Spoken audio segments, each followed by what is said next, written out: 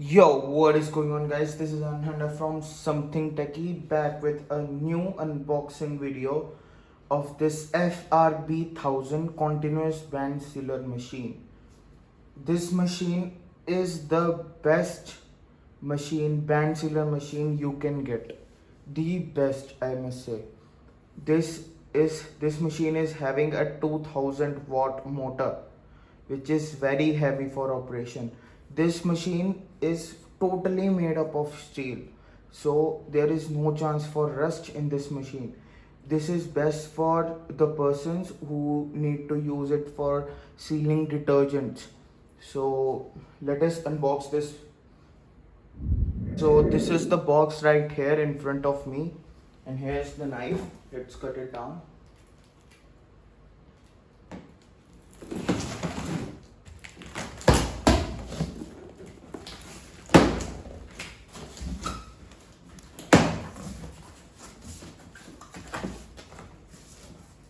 And here the best part is you are getting stand with it, means you can do vertical sealing with this machine also. You are getting the stands with the box. So these stands are also stainless steel and are very good in their build quality. Here, as you can see, these are made up of steel, no rust here. And here, when you are going to pack a material which weighs more than 5 kg, then you can use this. तो अब इसके ऊपर का cover हटाते हैं. पहले मैं इस नाइफ को साइड पे कर दूं. इसका कवर हटाते हैं.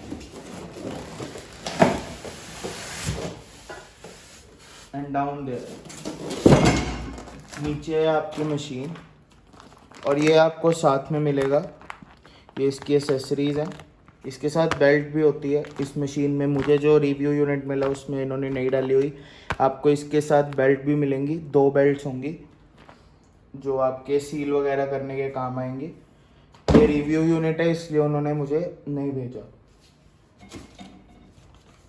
बाकी ये मैनुअल गाइड है. बाकी स्टैंड वगैरह, और ये एक जो स्टैंड के साथ नीचे लगेगा, ये इसको यहाँ से कवर नहीं किया हुआ, क्योंकि वो जो कवरिंग का ऊपर मटेरियल होता है वो मोस्टली लोहे का ही बना होता है, और इसलिए इन्होंने उस चीज़ को कवर नहीं किया ताकि आपका वो वाला पार्ट भी जो है उसको भी जंग ना लगे. बाकी ये हमारे पास मशीन है.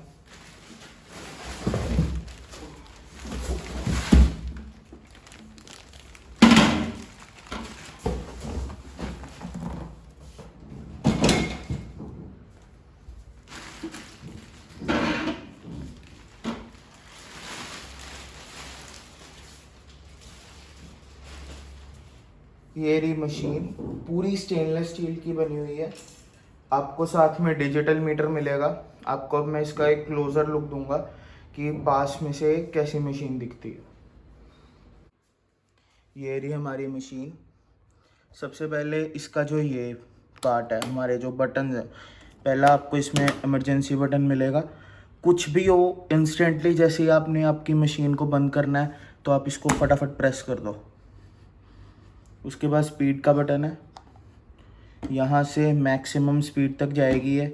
उसके बाद आपके पास ये है बटन. इसको भी इन्होंने पूरा कवर किया हुआ है, जैसे आप देख सकते हैं. इसके अंदर डस्ट नहीं जाएगी, जिससे आपका सर्किट ख़राब नहीं होगा.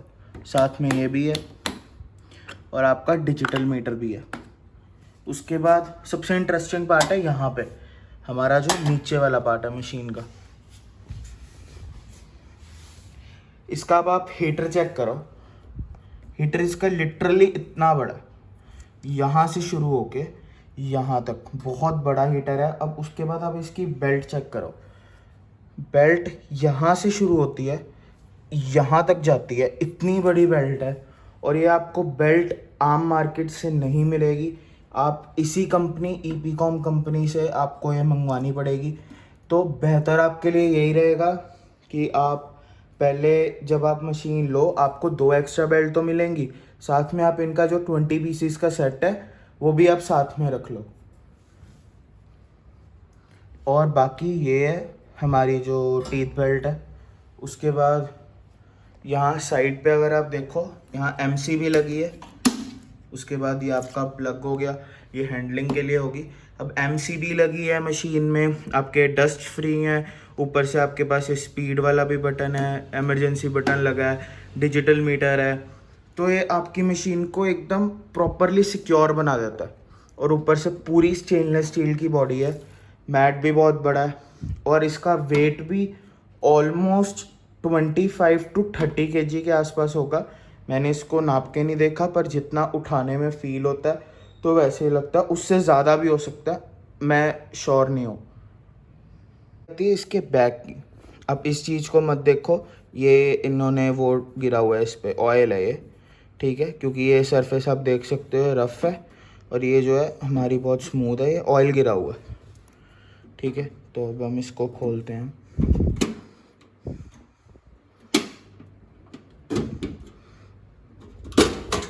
ये खुल गया। यहाँ पे देखो ऑयल गिरा हुआ है। ऑयल इसलिए गिरा है क्योंकि इन चीज़ों पे ये भी स्टील के बने हुए हैं, ठीक है। तो उसके बाद सबसे पहले मैं आपको MCB की साइड से दिखाता हूँ। यहाँ देखो आपकी वायर्स प्रॉपरली कवर्ड है, ताकि डिटर्जेंट भी अगर बाय चांस अंदरले पार्ट पे आ भी जाता है तो यहाँ पे कोई उसको प्रॉब्लम ना हो। तो ये आपका अच्छी तरह कोटेड हुआ है, ये भी कवर्ड है, यहाँ MCB लगी है। उसके बाद ये पार्ट लगा है। पहले यहाँ पे पार्ट आता था दूसरा प्लास्टिक वाला, जो इनकी छोटी वाली मशीनों में लगता है, इसकी जगह पे। तो अब इन्होंने उसको भी प्रॉपर बना दिया है ताकि आपकी मशीन को कोई प्रॉब्लम ना हो। लिटरली मतलब जितना मर्जी हैवी यूज़ कर लो, इस मशीन को कोई प्रॉब्लम नहीं आएगी। और उसके बाद आपके पास ये है, ये जो आपकी मोटर है, इतनी बड़ी मोटर लगी है, 2000 वाट की मोटर है। और ये पूरी मशीन ऑलमोस्ट 3000 वाट की बन जाती है, या ऑलमोस्ट 2500 से तो ज़्यादा ही रहेगी। इसकी बात की तो मैं शॉर्ट ही दे सकता हूँ। और ये जो है ये भी अपना 2000 वाट की मोटर है। उसके बाद जो ये पार्ट लगे हैं यहाँ, अब आप मार्केट में अगर कोई मशीन ट्राई करोगे, वहाँ पे आपको इनकी जगह यहाँ पे प्लास्टिक का मटेरियल दिया जाता है, क्योंकि ज़्यादातर लोग आपको पीछे खोल के नहीं दिखाते। और ये पार्ट और ये चीज़ आपको ध्यान देनी पड़ती है, क्योंकि ये जो कंपनी ईपीकॉम है ना, इन्होंने बनाया हुआ है कि यहाँ जो लगेगा ना पार्ट, यहाँ पीछे ऊपर वाली साइड, ये हमेशा लोहे का ही डालेंगे। इनकी जो सबसे लोएस्ट प्राइस वाली मशीन है, जो MS बॉडी की मशीन है, जिसकी मैंने पहले वीडियो बनाई हुई है, वो वाली मशीन में सिर्फ एक सिंगल पार्ट होता है प्लास्टिक का। लेकिन इस मशीन में कोई पार्ट नहीं है प्लास्टिक का, सारे लोहे की बॉडी है, ठीक है। और वो जो प्लास्टिक का पार्ट मैं आपको बता भी रहा हूँ, वो भी एक ऐसी जगह पे है जो बहुत ज़्यादा कम यूज़ होता है, ठीक है। और उस पर बहुत प्रेशर नहीं पड़ता, जैसे ये वाला पार्ट है, इस पर इतना प्रेशर नहीं पड़ता, इसलिए यहाँ पे उन्होंने प्लास्टिक लगाया होता है। मतलब वो प्लास्टिक नहीं होता, लोहे के ऊपर प्लास्टिक की कोटिंग की होती है, ठीक है, ताकि थोड़ी सी कॉस्ट कटिंग हो जाए। कॉस्ट कटिंग अब हर एक चीज़ में होती है, लेकिन इस मशीन में कोई कॉस्ट कटिंग नहीं है, क्योंकि ये बनाई इसलिए गई है ताकि बिल्कुल लग्जरी फील हो एक मशीन में। और यहाँ पे जो है अपना लोहा का पार्ट हो गया।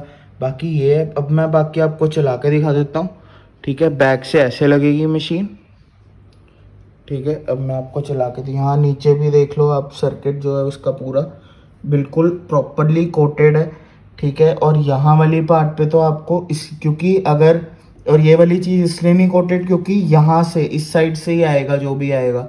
और यहाँ पे छोटी सी ओपनिंग है ना, यहाँ से डिटर्जेंट आएगा जितना आएगा वो, और वो ऊपर नहीं जाएगा, ठीक है। ये आएगा तो नीचे ही गिरेगा, नीचे गिरेगा तो इन वायर्स पे पड़ सकता है, इसलिए इन वायर को प्रॉपरली कोटेड किया होता है। ये भी कोटेड है। अब इस चीज़ को कोट नहीं कर सकते क्योंकि यहाँ पे कभी कभी हमें मूवमेंट देनी पड़ती है मशीन को, जब यहाँ से निकालना पड़ता है। और कोटिंग को इतनी मूवमेंट नहीं दे सकते हम अगर कोटिंग की हो। अब मैं आपको इसके साथ इसे चला के दिखाता हूँ। ये मैंने इसके एसेसरीज़ के उसके साथ निकाला है, वो जो आपको मैंने स्टार्टिंग में दिखाया था, उस एसेसरीज में से मैंने ये निकाला है। तो अब हम इसको चला के देखेंगे। आपको एक और बात बता दूं कि इसका ये जो प्लग है ना, इसकी ये आगे वाली चीज़ बहुत ज़्यादा मोटी है, क्योंकि इसको हाई वोल्टेज चाहिए होती है मशीन को, इसलिए आपको एक ऐसा ये ख़रीदना पड़ेगा ताकि आप इसको लगा सको। यहाँ से देखो ये बहुत मोटा है, ठीक है। तो इसके साथ हमने लगा दिया। अब हम मशीन को चलाएंगे।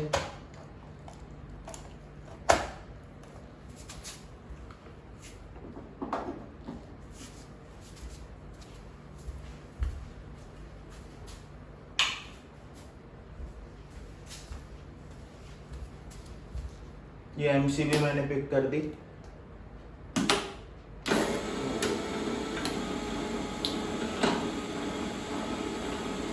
और ये हमारी मशीन अब चल चुकी है। अब उस पर ऊपर जो आप टेम्परेचर वाला देख सकते हो, हम थोड़ा सा उसको सेट करेंगे, फिर उसके बाद हम इसको उस टेम्परेचर तक लेके जाएंगे।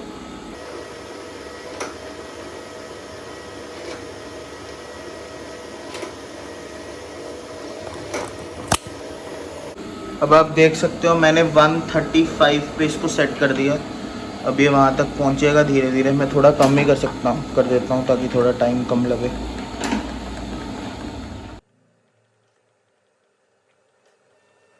इसको मैंने 103 पे सेट कर दिया। 103 तक पहुँचेगा, फिर हम इसको देखेंगे। हो 120 तक जाएगा और वहाँ तक मेंटेन होगा।